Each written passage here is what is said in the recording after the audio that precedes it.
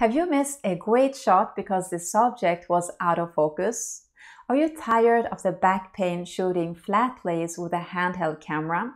Has there been something in the scene that you wanted to change but didn't notice until you imported all your photos to your computer? If you answered yes to any of these scenarios, then this episode is for you.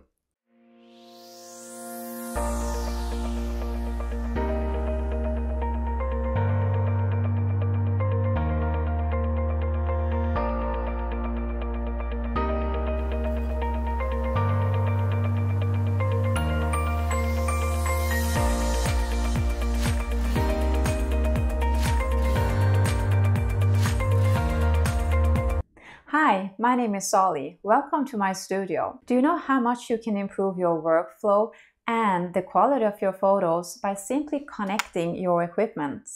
This episode is dedicated to tethering. I'll explain what it is, and I'll also let you join me behind the scenes so you can see how it works. Let's have a look on what tethering is. Shooting tethered is when you connect your camera to your laptop. By using a software, you can see what your camera is about to capture directly on the screen of your laptop, and you have a completely bigger and better overview of the image you will take. So what are the benefits of tethering? I would say more control and improvement of your workflow. It also gives you a better overview of your scene. You will see details you wouldn't have seen on your camera's live view. You'll also be able to fix small details before it's too late, and the most important, you can proof check your images while shooting. There are two ways to tether, either through Wi-Fi, and then there is USB cable that you can connect the camera directly to your computer. Wi-Fi is nothing I recommend on a long-term basis, as the Wi-Fi connection is often unreliable and it disconnects quite often. Depending on the software you're using, you can see the scene live in your computer. This way you can proof and make necessary adjustments to your scene right away. If you're shooting for a client, then shooting tethered is no longer a choice, it's a must. Not only because if your client is along with you on the shooting and wants to see the results, but also for your safety to make sure your images are sharp, the composition is right, the details in the scene, etc. Tether Tools is a company that provides plenty of different tools you would need in a tethering work environment, and their products are also industry standard.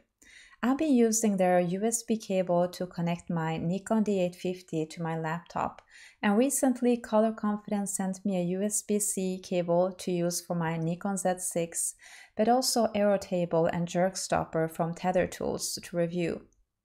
In this video, I will show how I set up my workstation with these products.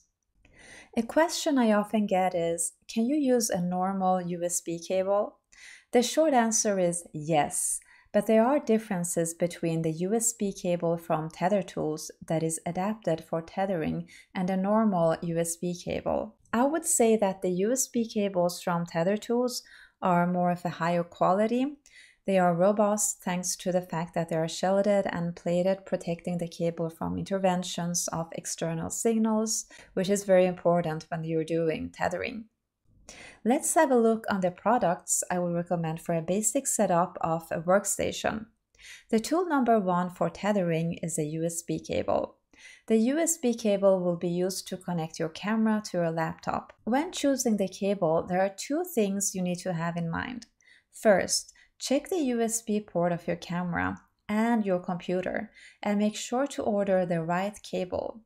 Second, how long cable do you want? USB cables comes in many different lengths. A thumb rule is to estimate the distance between your laptop and where you usually keep your camera when shooting. If you also do overhead shots quite far up above your scene, I would suggest the longer cable, the better. I'm using the 4.6 meter, which suits my needs perfectly. It gives me the freedom to move around with the camera, and it's neither too short or too long. Once you have your USB cable, you'll quickly understand that a JerkStopper is extremely useful. Accidents can happen. If you, for example, would step on the cable that is connected to your camera, it might damage the USB port. To avoid unexpected accidents, a JerkStopper is a must-have. It ensures that the cable stays safe in the USB port. The JerkStopper exists both for the camera and the laptop. When you have your camera connected to your laptop, you would also want to keep your laptop not very far from the scene. The optimal would be a separate table. With a table from Tether Tools that you can attach on a light stand, tripod, or a C-stand, you can place your laptop wherever you need to have full control over your shooting. The platform is slim, very stable, and lightweight, so I can easily bring it with me when I'm going to clients. Here I have prepared a flat lay scene. My camera is connected to the laptop thanks to the USB cable. Let's have a quick look on how I connect my equipment. First, I connect the cable to the camera. Here is the USB port of my camera, and I simply insert the USB cable. So this step I only do once. It's only to show you how I attach the strap of the JerkStopper to my camera. You have to attach it to the ring that holds the camera strap. And once it's fixed, you don't need to remove it, you just keep it there. As you can see, the cable is not safe if the cable would accidentally be dragged out from the USB port.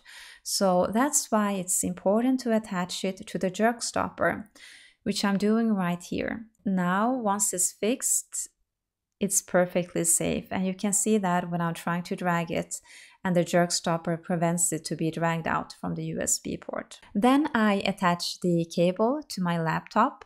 Here it's the same thing. If the cable would be dragged out accidentally, the USB port can be damaged. The JerkStopper is attached under the table platform, and here you can see how I fix the cable on it. And now it's perfectly fixed, and you can see that the JerkStopper keeps it in place. Now my camera and laptop are tethered. I'm using the software Smart Shooter, but often your camera brand also have a software you can use for tethering. In this software, I can see exactly what my camera is capturing. I have also control over the camera and can change the settings from here. The aperture, ISO, shutter speed. I can also move around the focus point. You can choose to have your images saved on your memory card, but why not save even more time? Your workflow can be improved even more.